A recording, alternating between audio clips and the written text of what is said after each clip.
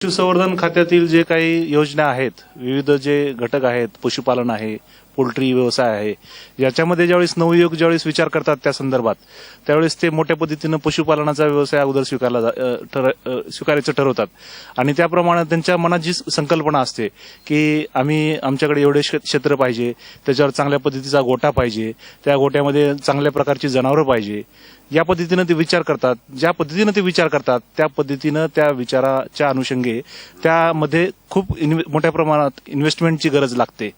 मग ज्यावेळेस ते इन्व्हेस्टमेंटचा ज्यावेळेस पैसा येतो म्हणजे प्रश्न येतो त्यावेळेस बँकेचा विचार त्यांना करावा लागतो आणि बँकेतून ज्यावेळेस ते लोन काढतात त्यावेळेस मोठ्या प्रमाणावर त्या लोनवर त्यांना व्याज आकारलं जातं.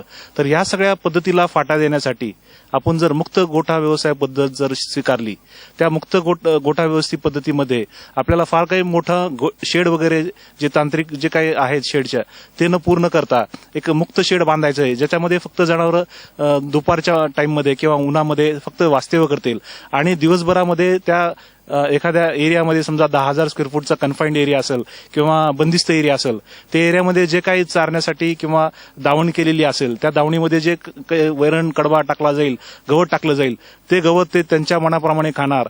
त्याच कन्फाइंड एरियामध्ये मध्यभागी एक पाण्याची टाकी असणार, ज्यामध्ये ते त्यांना ज्यावेळेस वाटेल त्यावेळेस ते पाणी पिणार आणि अशा पद्धतीने भरपूर पाणी पिऊन आणि चारा खाऊन त्यांच्या त्या ह्याच्याप्रमाणे त्यांच्या शरीराची जी फिजिओलॉजी आहे, शरीर क्रियाशास्त्र ते स्वतः मेंटेन करायचा प्रयत्न करणार, ज्यामुळे त्यांचं जे दूध उत्पादन आहे ते दूध उत्पादन वाढीस आपोआप मदत होते. त्याचबरोबर त्यांची जी कातडीची जी क्वालिटी आहे ते कातडी सुद्धा उत्तम राहते आणि जनावरांमध्ये एक जिवंतपणा निर्माण होतो की ज्यामुळे याच्यामुळे जनावरांना गोचिडाची सुद्धा बाधा होत नाही. बंदिस्त गोठा पद्धतीचा जर आपण विचार केला त्यामध्ये आपण असं विचार करू की समजा तुम्ही 10 जनावरं घेतलेले आहेत आणि 10 जनावरांना तुम्ही बंदिस्त पद्धतीनं तुम्ही त्यांचं मेंटेनन्स करतात, त्यांना चारा टाकत आहात, त्यांना पाणी देत आहात. तर चारा टाकणे, पाणी पाजणे याच्यासाठी जे लेबर असतात त्या लेबरची कॉस्ट हे मुक्त गोठ्या पद्धतीमध्ये जवळजवळ नगण्य असते. पण बंदिस्त गोठ्या पद्धतीमध्ये तुम्हाला किमान 10 जनावरांसाठी 2 लेबरची दिवसभरातून आवश्यकता लागते. तर संबंधित चारा कापून आणणे, ते चारा जनावरांना टाकणे, अशा पद्धतीचं मोठ्या प्रमाणावर मनुष्यबळ तिथं आपल्याला इन्व्हेस्ट करावं लागते. त्याचबरोबर जे बंदिस्त गोठा आहे त्यामध्ये आपल्याला जे जनावरं असतात ते दिवसभर जागेवर बांधली जातात. वर शेड असतं आणि त्यांना त्यांच्या पायाच्या हालचाली किंवा पाय मोकळे करण्यास जागा नसते.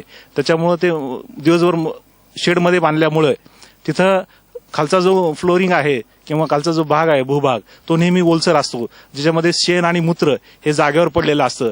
या कारणास्तव तिथं जागेवर जीवाणूंची विषाणूंची वाढ होते आणि ज्यावेळेस आपण जनावरांचं दूध काढतो आणि दूध काढल्यानंतर जनावरं खाली बसतात त्यावेळेस असे जे जीवाणू आहेत हे त्या जनावरांच्या थाणामधून सडामध्ये प्रवेश करतात आणि मस्टॅटिस किंवा दगडी किंवा ज्याला आपण स्तनदाह असा आजार निर्माण करतात, जे की जनावरांचं दूध उत्पादन मोठ्या प्रमाणावर त्याच्यामुळे परिणाम होतो आणि सुरुवात केलेल्या धंद्यामध्ये त्या आपल्याला तोटा दिसून येतो. त्याच्यामुळे विनाकारण आपल्याला याची बारकाई माहीत नसताना किंवा या धंद्यातील बारकाई माहीत नसताना आपण हा जनावरांचा व्यवसाय करणे किंवा दूध उत्पादन करणे हा आपण तोट्यात समजू लागतो. हे जर तुम्ही मुक्त गोठा पद्धत जर अंगीकारली, तुम्हाला या सगळ्या गोष्टीतून तुम्हाला सुटका मिळणार आहे. दगडीसारखा किंवा मस्टॅटिसारखा होणारा जो आजार आहे तो खूपच कमी प्रमाणात राहणार आहे, जवळजवळ नगण्यच आहे असं मला सांगायला हरकत नाही. कारण याच्यामध्ये जर दगडी किंवा कास जर एफेक्ट झाली नाही तर तुम्हाला जे मिळणारं दूध उत्पादन आहे हे त्याच्यामध्ये कायम राहणार आहे आणि दुधापासून तुम्हाला मिळणारा पैसा सुद्धा भरपूर राहणार आहे. दुसरी गोष्ट आपण बघतो ते लेबरचा, जसं मी आता सांगितलं त्याप्रमाणे ते मुक्त गोठा पद्धत किंवा बंदिस्त गोठा पद्धतीमध्ये लेबर आपल्याला जास्त लागते, पण मुक्त गोठा पद्धतीमध्ये आपल्याला लेबरची आवश्यकता नाही. जवळजवळ जो शेतकरी जे जनावर पाळतील ते जर एखाद्या बंदिस्त क्षेत्रामध्ये असतील लिमिटेड, तर ते दिवसभर जनावर त्या क्षेत्रामध्येच फिरतील.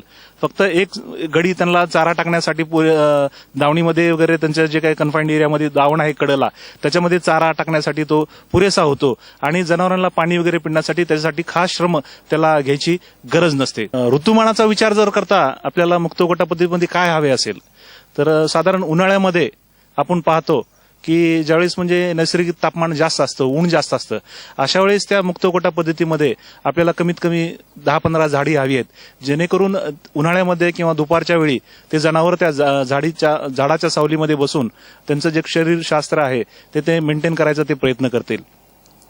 तसेच आपल्याला जर पावसाळ्याचा जर विचार केला, मुक्त गोठ्यामध्ये पद्धतीमध्ये आपण सांगितल्याप्रमाणे एक साध्या गोठ्याची गोठा म्हणण्यापेक्षा साधे छप्पर, गवताचे छप्पर सुद्धा असले तरी चालते, जेणेकरून अति पावसामध्ये जनावर त्या कुडामध्ये ते वास्तव्य करतील आणि पावसापासून स्वतःचं संरक्षण करतील. तसंच थंडीमध्ये सुद्धा सांगायचं झालं तर थंडीच्या वेळी सुद्धा ते त्या कुडाचा योग्य वेळी वापर करू शकतात. सूर्य जो आहे हा दक्षिणायनामध्ये गेल्यामुळे उन्हाचे किरण जे तिरपे झालेले असतात ते तिरपे झालेले किरण उष्णता कमी देतात, त्यामुळे उन्हाची आवश्यकता जास्त भासते. अशा वेळेस ज्यावेळेस मुक्त गोठा पद्धत असेल त्यामध्ये सुद्धा त्या जनावरांना त्या किरणांचा उपयोग होतो, त्यांना त्या किरणांपासून ऊब मिळते आणि हिवाळ्यामध्ये सुद्धा त्यांचं संरक्षण होते. मुक्त गोठा पद्धतीचा आणखीन एक फायदा असा आहे, मग सांगितल्याप्रमाणे हे जनावरं नेहमी फिरत असल्यामुळं त्यांचं रक्तभिसरण चांगलं राहतं आणि रक्तभिसरण चांगलं राहिल्यामुळं त्यांची जी कातडी आहे ते ताजीतवाणी असते, त्यामुळे त्याच्यामध्ये जे गोचिडाचा जो प्रादुर्भाव आहे ते जवळजवळ नगण्य असतो. तेच जर आपण याच्या बंदिस्त गोठा पद्धतीचं जर आपण तुलना केली तर बंदिस्त गोठा पद्धतीमध्ये जनावर एका ठिकाणी बांधल्यामुळं तिथं वारंवार त्या जनावरांना गोचिड होतात आणि गोचिडापासून 2 दुर्धर आजार जनावरांना देणगी म्हणून दिली जातात, ते की फार म्हणजे दुर्दैवाची गोष्ट आहे. बबेशियासिस आणि थायलॉरिसिस असे हे 2 प्रकारचे जे आजार आहेत हे जीवघेणे आजार असून हे ह्या बंदिस्त गोठा पद्धतीमध्ये जनावरांना होऊ शकतात. त्याच्यामध्ये जनावर दगू शकते, मोठ्या प्रमाणावर त्या पशुपालकाची हानी होऊ शकते.